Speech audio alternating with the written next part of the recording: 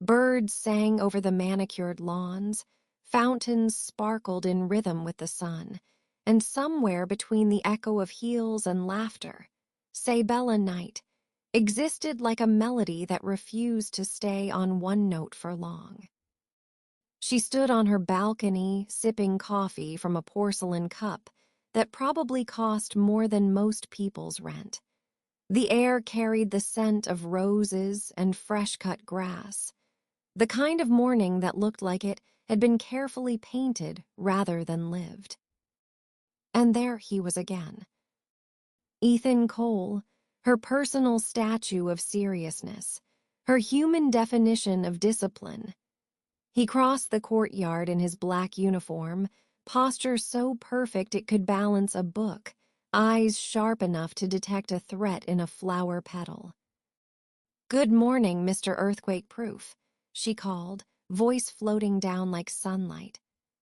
He paused, looking up. "Good morning, Miss Knight." "You look very cheerful today," she teased. "Did someone tell you a joke in your sleep?" "Not likely," he said calmly. "I sleep lightly." "Tragic," she sighed. "Even your dreams are serious." He gave a faint nod. "Serious dreams are the quiet kind." She smirked into her cup. "You should try dreaming louder." But he had already walked away. She watched him disappear into the mansion and shook her head with a grin. Stoic, silent, and allergic to fun. What a combination. Breakfast banter. By the time she descended to breakfast, the mansion had already come alive. Polished shoes tapping, crystal clinking, sunlight spilling through tall windows. Ethan was stationed near the dining room door, hands folded neatly behind his back, scanning every entrance as if he expected the omelets to stage a rebellion. "You know," Isabella said, sauntering in, "I think you were born in that pose." He didn't even flinch. "Habit, Miss Knight." "Habit," she echoed. "That sounds like a tragic origin story. Tell me, was it a curse? Were you bitten by a serious person?" He exhaled faintly, which in Ethan's world counted as amusement. "Everything about you feels classified," she went on. "You're like a walking government file labeled emotionally confidential." "I'm not mysterious," he said evenly. "Just focused." "Focused on what? Counting how many times I blink." "Your safety." "Right," she said, smirking. "And here I thought you secretly enjoyed my company." "I wouldn't call it secret." She froze mid-step. "Wait, what does that mean?" He turned his head slightly, and the morning light caught the faintest trace of a dimple. "It means you talk enough for both of us, Miss Knight." Her laugh burst out, bright and unrestrained. "You're getting dangerously good at this, Mr. Cole. Careful, someone might mistake you for charming." The car ride. The city stretched out before them, a living painting of London in motion. Black cabs gliding through morning traffic, red buses groaning at corners, the Thames catching streaks of silver sunlight. Inside the night limousine, silence had its own gravity. Ethan sat in the passenger seat beside the driver, while Isabella lounged comfortably in the back, legs crossed, sunglasses reflecting the passing skyline. "Mr. Cole," she began, her tone suspiciously innocent, "do you ever relax?" "Define relax."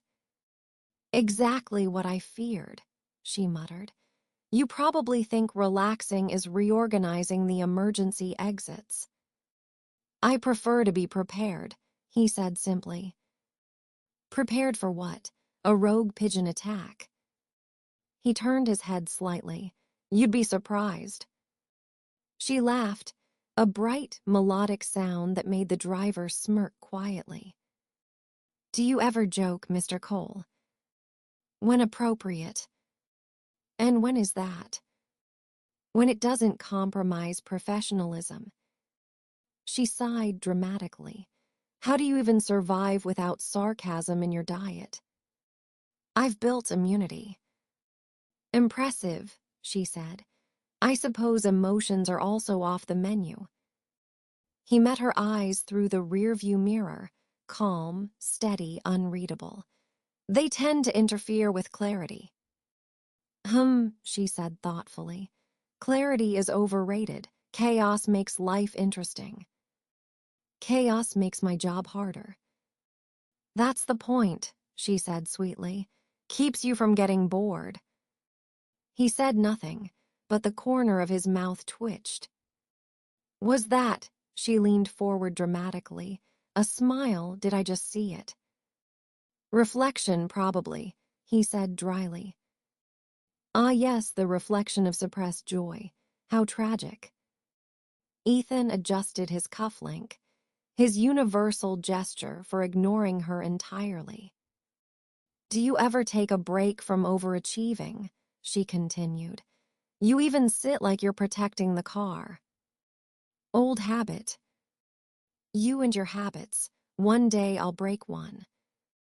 That, he said without looking at her, would be a security concern. Good, she said with a grin. I love being a concern. The car slowed near a red light. She watched his reflection again, the strong jawline, the precise movements, the patience that somehow never cracked. He was everything she wasn't, structured, reserved, silent. And somehow, that contrast made her pulse quicken. She smirked to herself.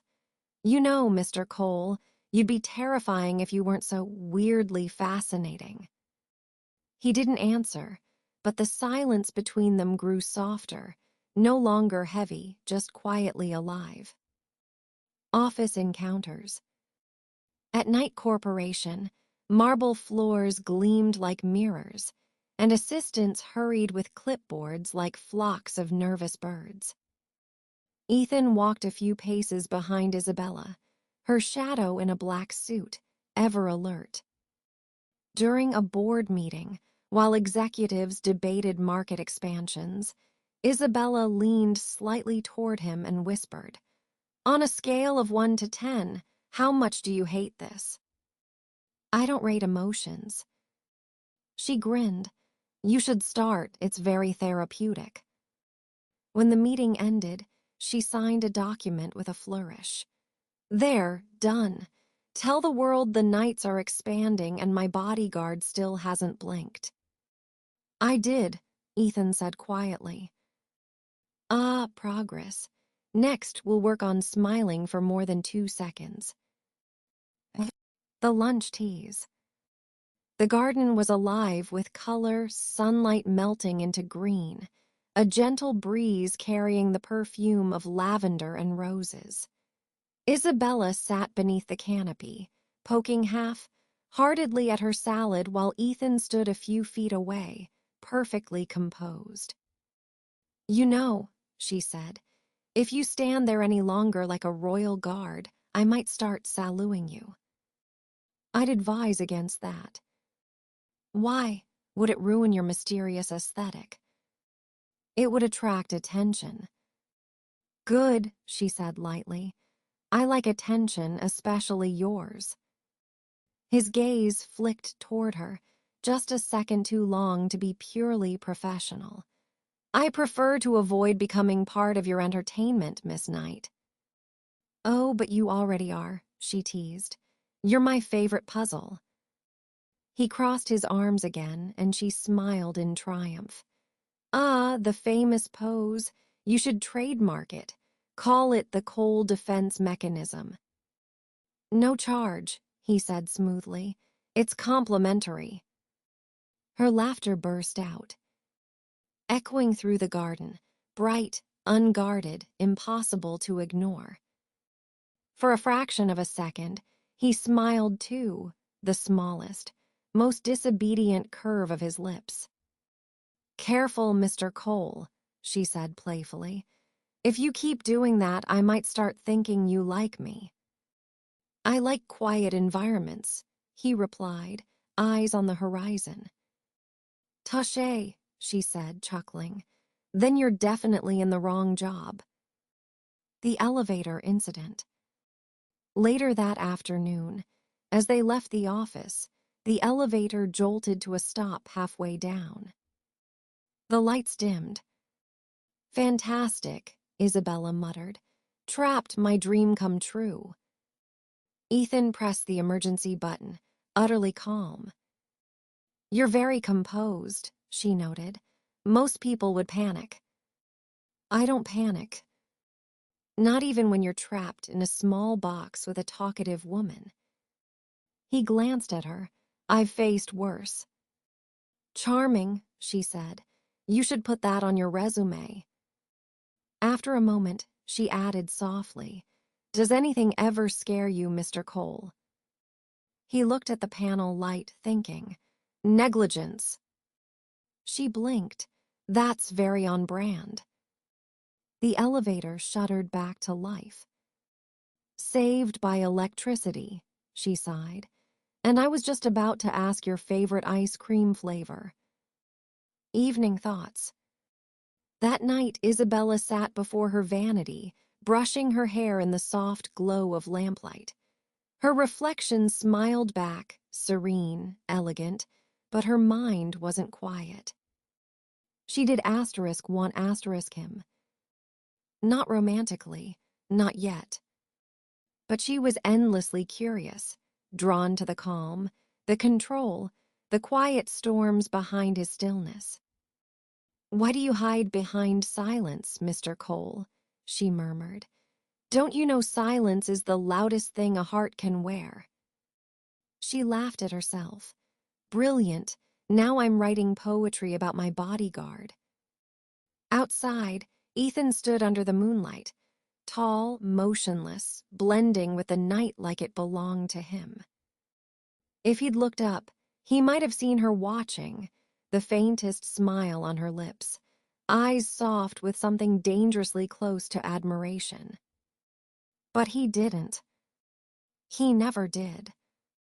Because Ethan Cole had built his walls tall. And Isabella Knight, elegant and infuriatingly persistent, was already tracing where they began to crack.